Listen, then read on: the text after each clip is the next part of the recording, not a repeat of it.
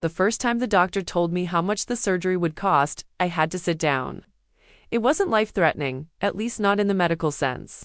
But for my 6-year-old son Caleb, being blind in one eye was making his whole world smaller. He tripped more, withdrew from other kids, and stopped drawing the thing he loved most. So, I did what any mother would. I stopped eating lunch at work. I turned down heating at night. I sold my engagement ring. Not that it meant much after my ex been bolted. And slowly, I built up a little envelope of cash in the back of my closet. It wasn't much by most people's standards, but to me, it was the difference between my boy living in a fog and him seeing colors clearly for the first time. Please subscribe to our channel and tell us in comments from where you are watching this video. The day it all vanished, I came home from work, cheeks raw from the wind, and found my mom and dad sitting in my living room like they owned the place. My sister Amanda was sprawled across my couch, tapping through Instagram stories with a glossy grin. "You're home late," my mom said without looking up. "I had to pick up an extra shift," I muttered, dropping my bag. "Caleb's surgery date is coming up. I want to make sure that won't be happening." My dad cut in. His voice was flat, like he was telling me the weather. My stomach tightened. "What do you mean?" Amanda sat up, smirking. "Oh, she hasn't told you yet. Mom and Dad gave me your little stash. I'm going to Dubai next week." It was so casual, so offhand, that for a second I thought she was joking. "You what?" My mom finally looked at me, her eyes hard. "Your sister has been stressed. She needs a break. Son, travel, new experiences.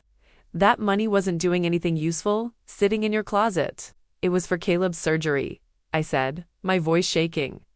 Amanda laughed, not loud, but the kind that makes you want to slap it off someone's face. "And it's one eye. He's a kid. They bounce back. But me. This trip is a once-in-a-lifetime deal. You'll get over it." I just stared at her, then at my parents, waiting for one of them to realize how insane this was. Instead, my dad shrugged. "She needs to buy more than your kid needs sight. You've been too dramatic about this whole thing anyway. We're your parents. It's our call." Something inside me went very still. "Your call?" I repeated slowly. "To take my son's future from him without even asking me." "That's enough," Mom said, standing up like she was finished with the conversation. "Be grateful, Amanda. Even thought to tell you. We could have just left you wondering." Caleb padded into the room in his socks, rubbing his good eye, and asked if we could have spaghetti for dinner. Amanda groaned at the noise, and my mom ushered him toward the bedroom like he was an inconvenience. I clenched my hands until my nails bit into my palms. I wanted to scream. I wanted to throw them out of my house, but I knew the moment I opened my mouth, they'd turn it into me being ungrateful or selfish. So, I swallowed it. I let them think they'd won, because in that exact moment, as Amanda's laugh grated in my ears, and my parents looked at me like I was less than nothing, I realized something. They had no idea what I was capable of when it came to protecting my son. Dubai. That was about to become the biggest mistake Amanda had ever bragged about. I didn't sleep that night. Not because I was crying. I was far past that. Crying meant you still believed someone might care. I lay in the dark, staring at the ceiling, listening to the soft breathing of Caleb in the next room, and let my mind run through every possible way to make them regret what they'd done. By morning, the plan had started to take shape. Amanda had never worked for anything in her life. She was a luxury on credit kind of person. All designer handbags, spa memberships, and the latest phones. She liked to brag about being well-connected, but really, her only connection was to Dad's wallet. Set, and her Dubai trip paid entirely with my son's chance to see clearly. I went through her Instagram that morning before work. Every story, every caption, she'd already posted countdowns, tagged the hotel, and even shared screenshots of the itinerary she'd booked. She wanted everyone to know, but what she didn't know was that her dream trip had a few fragile parts: the flights, the hotel booking, the luxury experiences she'd lined up, desert safaris, private dinners, yacht rentals. All of it had one thing in common: non-refundable but transferable reservations. I didn't need her to lose the money. I needed her to lose what she valued more than money: her image. For the next week, I played the role of the sulking, defeated sister. I didn't mention the surgery. I didn't ask for the money back.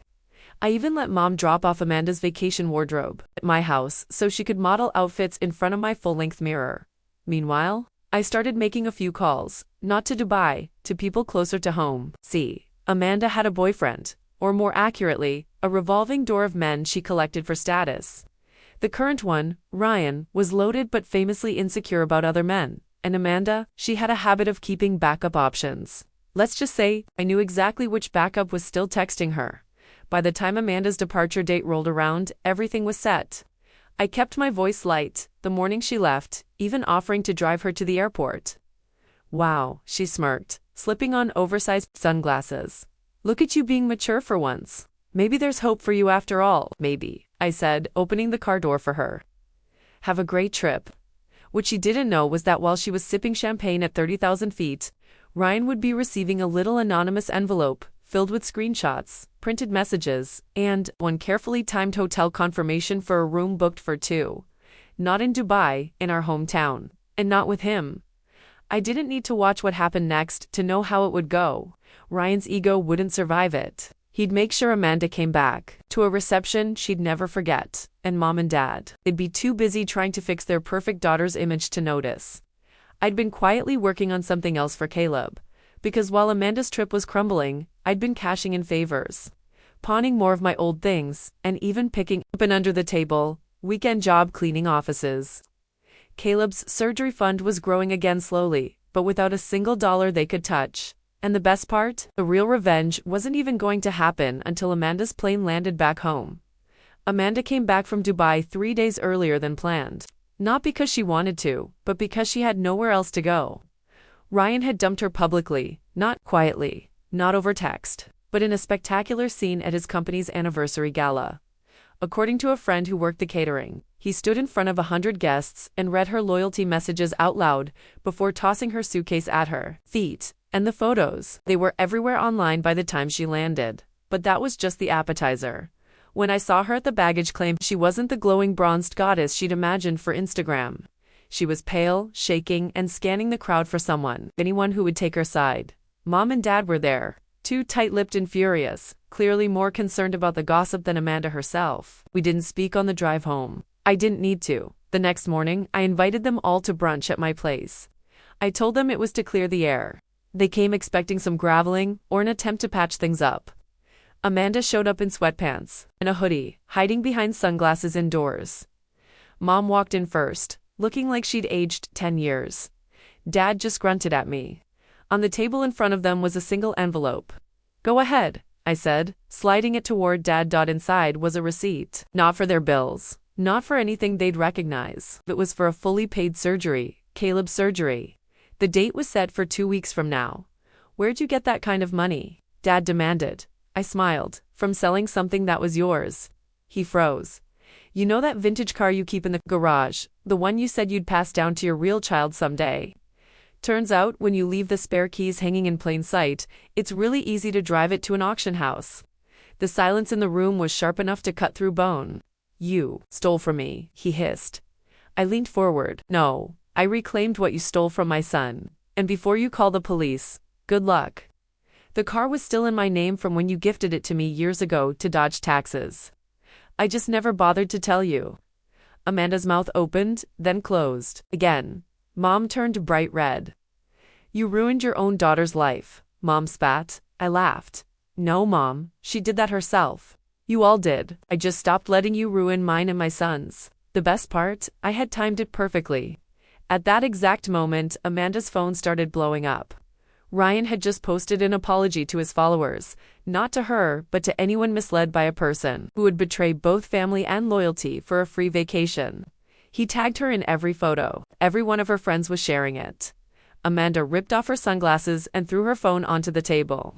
But not before I caught the flash of tears in her eyes. Get out of my house, I said softly. They didn't move at first. Then, one by one, they left. I stood at the window with Caleb, watching them walk to their car. 3 people who had thought they could strip me of dignity, of hope, of my child's chance to see the world clearly. Now they had to walk away knowing I'd taken something from them they couldn't buy back. And for the first time in years, I didn't feel like the one left in the dark. I had given my son his future, and I'd done it without needing a single thing from them ever again.